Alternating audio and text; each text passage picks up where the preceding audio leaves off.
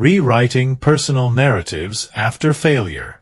Failure doesn't ruin your life.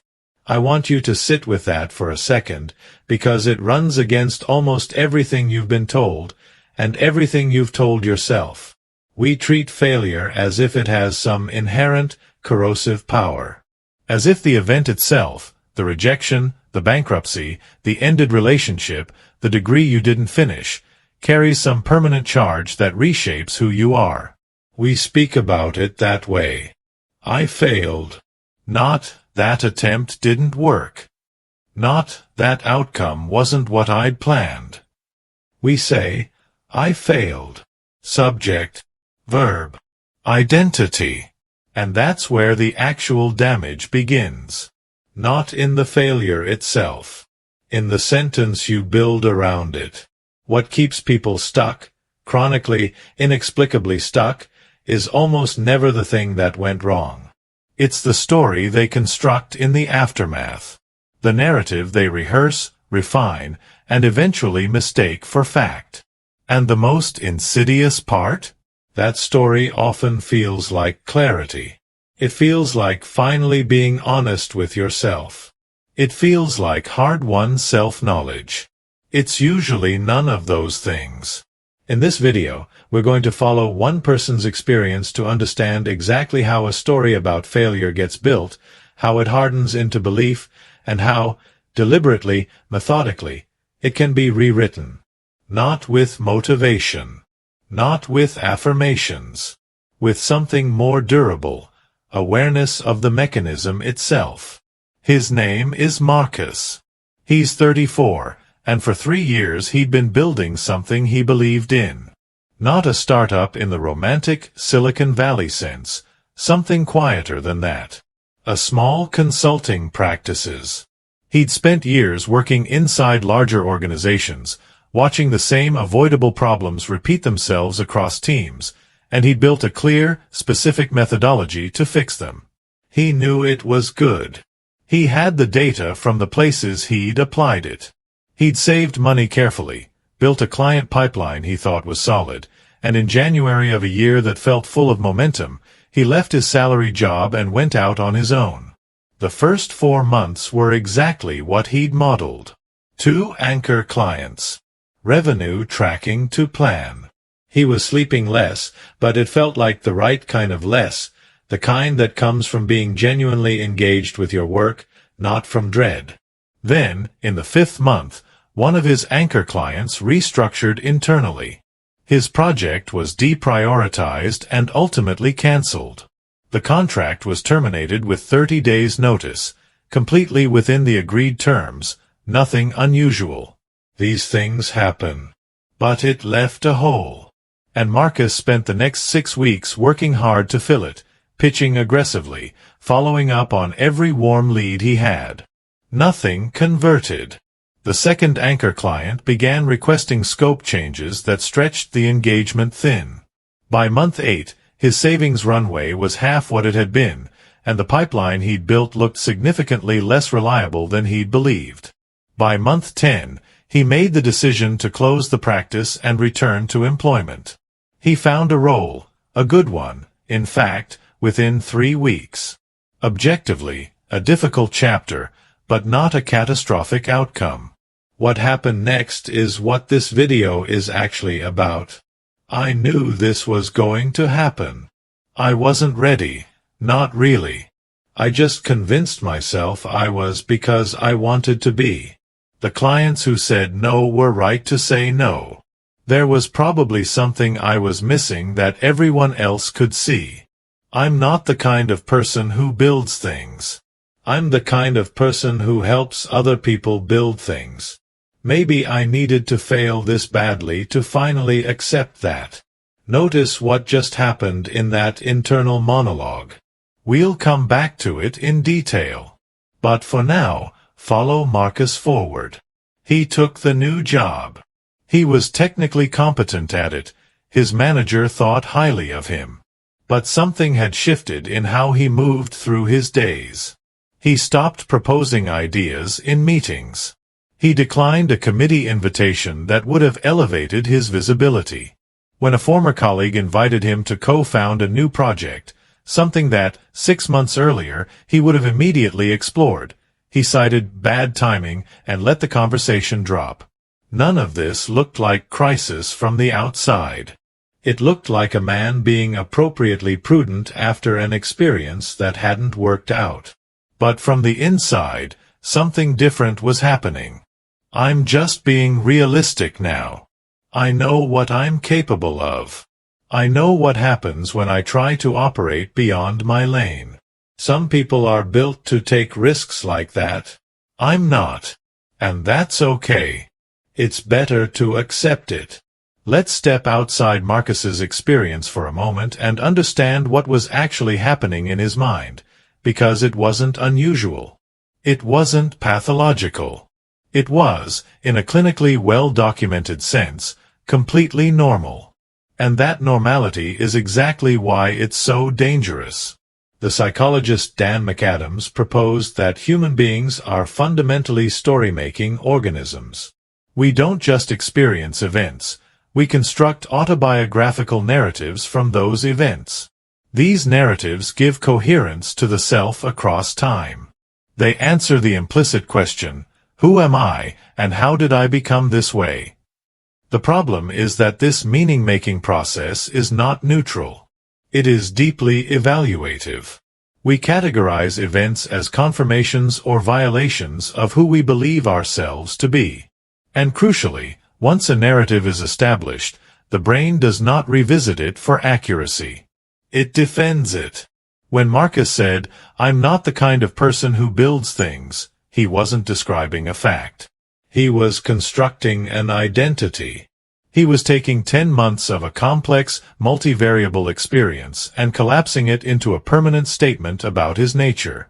This is narrative identity operating exactly as it's designed to, except the story being constructed is false, and the person constructing it has no idea. Now, once that narrative is in place, the brain begins doing something particularly insidious with the information that comes in next. Beck's cognitive model identifies recurring patterns of distorted thinking that skew how we interpret events. 3 are especially relevant to failure narratives. Overgeneralization, drawing a broad conclusion from a single instance. This didn't work, becomes, this kind of thing never works for me. One data point is treated as a law. Catastrophizing, amplifying the significance or permanence of a negative outcome. A failure that lasted 10 months becomes evidence of something immutable. Labeling, attaching a fixed identity to a behavioral outcome.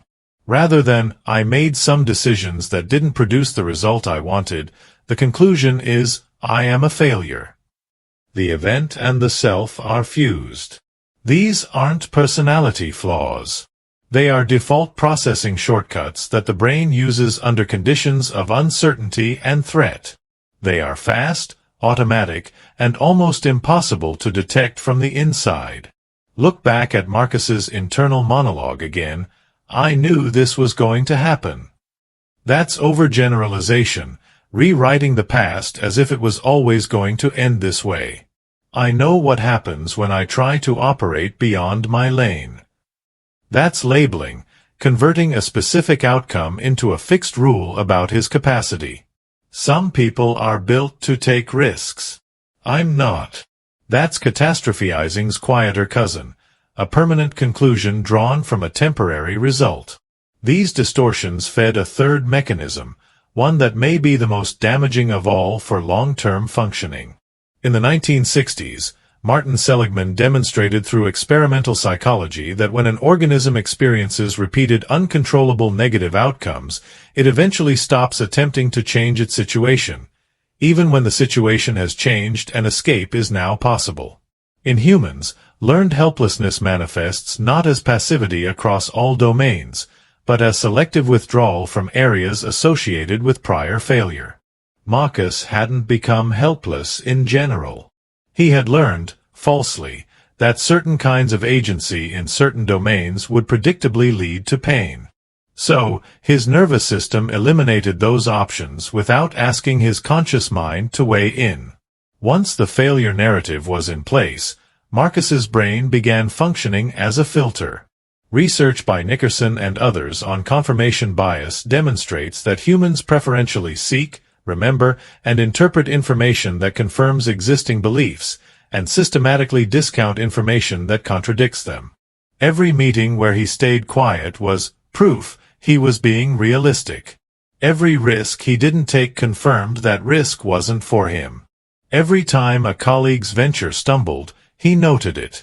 The times they succeeded, he attributed to luck or factors specific to them.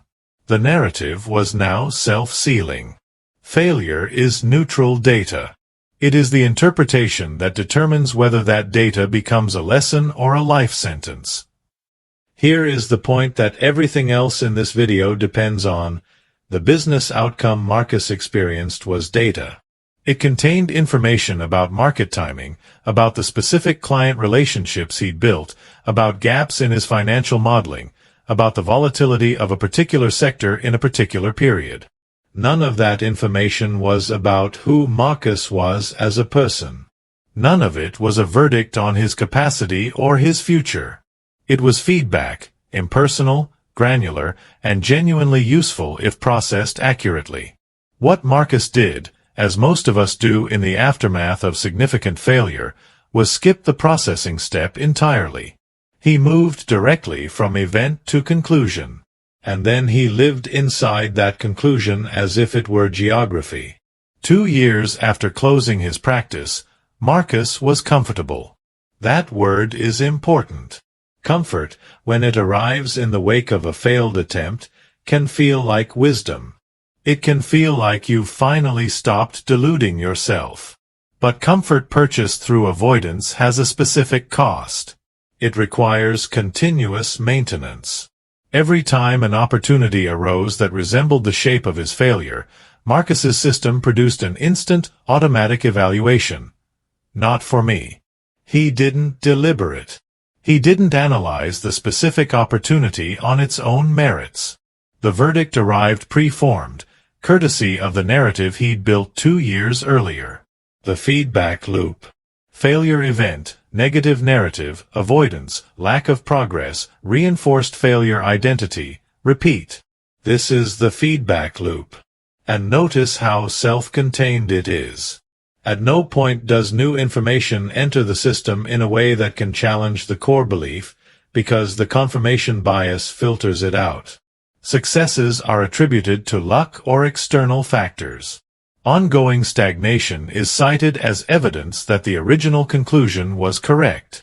There's something else worth naming here, something that is rarely talked about in conversations about failure: the identity protection function. The failed identity that Marcus had built, uncomfortable as it was, served a purpose. It protected him from further exposure. As long as he believed he wasn't capable of building something, he never had to risk building something and finding out whether that belief was true. The narrative functioned as a preemptive defense. It hurt, but it was predictable. And predictable pain, the brain often prefers to uncertain pain. Psychologist Roy Baumeister's research on identity protective cognition captures this precisely. People will sometimes preserve a negative self-concept not because they enjoy it, but because uncertainty is more threatening than the certainty of a negative belief. At least with "I'm not capable of this," you know what to expect. With "maybe I could be capable of this," you're back in the territory where failure is possible. I've been realistic about myself. Not everyone is cut out for everything. I know where I add value and I stay in that lane. It's not giving up, it's being honest. That sounds reasonable. That's what makes it so effective as a trap. The narrative by this point had been running long enough to have acquired the texture of self-knowledge. To question it felt not like intellectual honesty but like naive self-delusion. The cage, at this stage, felt indistinguishable from perspective. The turning point in a story like this is almost never what you'd write if you were scripting it for maximum impact. There's no rock bottom. No dramatic intervention. No morning where Marcus woke up and decided to change. What happened was smaller and, in many ways, more interesting. He became aware, briefly, incompletely, of the narrative as a narrative. His friend's observation wasn't profound. It wasn't a therapy session. It was a sentence. But it contained something that had been absent from Marcus's internal processing for 2 years, the possibility that the story he was telling about himself was just that, a story. Not a fact. A construction. Something that had been assembled, piece by piece, from a set of events that could theoretically be assembled into a different shape. He didn't immediately believe that. He probably pushed back on it. But the question had been introduced into a system that, until that moment, had been perfectly closed. This is what the research on narrative change, from Michael White's narrative therapy to Jonathan Adler's work on autobiographical reasoning, consistently suggests. The entry point for rewriting a failure narrative is not motivation. It is not hope. It is not even self-compassion, though that eventually matters. The entry point is distance. The first fracture in a self-sealing belief system almost always comes from a moment of defamiliarization, a moment where the story becomes briefly visible as a story, rather than invisible as reality. It doesn't resolve anything. It just opens a gap. And in that gap, something more deliberate can eventually be built. You cannot rewrite a narrative you cannot see. The first act of change is not action. It is perception. What follows isn't a productivity framework. It's not a morning routine or a list of affirmations. It's a set of deliberate cognitive operations, moves that have research backing and that, when applied to your specific narrative, produce genuine change in how you process and carry your failures. They require effort. They require discomfort. And they work not because they feel good, but because they interrupt a process that has been running automatically. 1. Separate facts from interpretation. Write down what actually happened. Not what it means, not what it implies, not what it says about you. Just the sequence of factual events. Dates. Actions. Outcomes. Strip all evaluative language. For Marcus, a client terminated a contract. A pipeline didn't convert. A practice closed in month 10. A new role was found in 3 weeks. Now write the narrative you've been running. The interpretations, the conclusions, the identity statements. Keep them visually separate. Externalization is a technique from narrative therapy that creates literal physical distance between the self and the story. When the narrative exists on paper, it becomes an object you can examine. It ceases to be the water you swim in. This step alone, done rigorously, often reveals that the interpretive layer is far larger and more categorical than the factual layer warrants. 2. Identify the distorted thinking patterns. Using the factual account as your baseline, look at each interpretive statement and identify which cognitive distortion it reflects. Labeling, overgeneralization, catastrophizing, fortune-telling, mind-reading. You're not trying to eliminate these thoughts. You're naming them. You're inserting a layer of metacognition between the automatic thought and your identification with it. Research in cognitive behavioral therapy consistently demonstrates that labeling a cognitive distortion reduces its emotional impact. The prefrontal cortex becomes more active. The amygdala response is dampened. You are not solving anything yet. You are simply shifting from automatic processing to deliberate processing. That shift is psychologically significant. 3. Reframe failure as data, not identity. For each conclusion you've drawn about yourself from the failure, ask, what is the minimum viable interpretation of these facts? What does this event actually tell us, not about who you are, but about what happened in that specific context, at that specific time, with those specific variables? Marcus's data said, A consulting practice run on a specific model, in a specific market, with a specific client base, during a specific economic period, produced a specific outcome. That is an enormous amount of specificity, none of which transfers automatically to, I am not capable of building things. Attribution theory research by Dweck and others shows that people who attribute failure to specific, controllable factors, rather than stable, global traits, are significantly more likely to persist, adapt, and eventually succeed at comparable endeavors. The reframe is not optimistic spin. It is accurate attribution. 4. Construct an alternative narrative grounded in growth. This is different from positive reframing. You are not replacing I failed with I succeeded. You are replacing an identity-based narrative with a process-based one. The question is not, what does this say about who I am? But, what did this experience produce in me that is genuinely usable? For Marcus, he had developed a more sophisticated understanding of client acquisition. He had direct, embodied knowledge of cash flow management in a service business. He had a clear, tested methodology that had worked in 3 of his 5 client engagements. He had run an experiment under real conditions and generated real data. None of that disappeared when the practice closed. Post-traumatic growth research, most associated with Tedeschi and Calhoun, demonstrates that the mechanism of growth after adversity is not the adversity itself, but the deliberate cognitive processing of it. The alternative narrative you construct must be grounded in actual evidence, not wishful thinking. That evidence is almost always there. It is usually ignored in favor of the simpler, more total conclusion. 5. Reinforce through small behavioral wins. A new narrative requires behavioral evidence.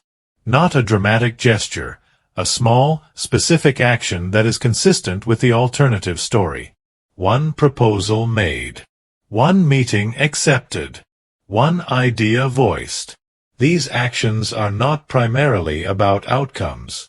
They are about generating behavioral data that the new narrative can reference. Bandura's research on self-efficacy is unambiguous here. The strongest source of belief in your own capability is not encouragement, not visualization, but performance accomplishment. Actual evidence, however small, that you can do the thing. The behavior comes first. The belief follows the data. Cognitive behavioral models consistently show that behavioral change precedes, and in many cases drives, attitudinal change, not the other way around. Waiting to feel differently before acting is the precise error the failure narrative exploits. Acting in the direction of the new narrative, even when the old narrative is still loud, generates the experiential evidence needed to gradually displace it. Marcus did not launch another business. That is not where this story goes, and it would be a dishonest ending if it did, because the point of rewriting a narrative is not to produce a second attempt at the same goal. The point is to recover access to your own agency, to stop living inside a foreclosure. What changed for Marcus was slower and less visible than a launch. He started contributing in the committee he'd declined the previous year. He began mentoring a junior colleague, which required him to articulate, for the first time since the failure, what he'd actually learned from running his practice. In the process of articulating it, he noticed how much of it was still relevant. How much he'd been treating as contaminated that was, in fact, still good data.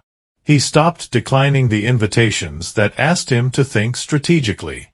Not every one of them. He became more selective, which is different from avoidant. Selective is a choice made with information. Avoidant is a reflex made by a narrative. 6 months after the conversation with his friend, the one that introduced the first fracture in the narrative, he submitted a proposal for an internal project. It was accepted. Small scope, modest budget, manageable stakes. He treated it that way. He didn't need it to be a redemption arc. He needed it to be a project. It went well. Not brilliantly. There were complications he hadn't anticipated, a timeline that slipped by 3 weeks. But it delivered what it promised, and the people it affected told him so. And that feedback landed differently than it might have before, because now he had a narrative architecture that could actually receive it, one that said, "Here is evidence of your capability," rather than one that immediately filtered it as luck, exception, or one-off. The failure hadn't changed. The facts of what happened were identical to what they'd been 3 years earlier. What had changed was the story that held them, and therefore what they were allowed to mean about the future. The past does not change. What changes is the narrative frame through which it is understood, and that frame determines everything about how you move forward. Now I'm going to ask you to do something that feels simple but is actually quite difficult. I want you to identify the narrative you're currently running about your most significant failure. Not the facts of it. The story you're telling about it. The interpretive layer. The conclusions you've drawn about your nature, your capacity, your future based on that one experience, or that cluster of experiences. And I want you to sit with a specific question. What story are you telling yourself about your past failures? And is it objectively true, or just familiar? Can you separate the actual events that happened from the conclusions you've drawn about who you are because of them? What has that narrative cost you?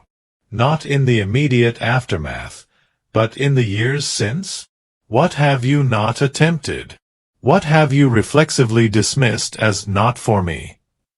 If a reasonably intelligent person who cared about you read both your factual account and your narrative account side by side, would they think the narrative was proportionate? What is the smallest behavioral action that would be inconsistent with your failure narrative, that would generate, however modestly, evidence against the story you've been telling? I am not asking you to be optimistic. I'm asking you to be accurate. There's a significant difference. Optimism requires you to believe something positive about the future. Accuracy requires only that you apply the same evidentiary standards to your self-concept that you'd apply to any other claim.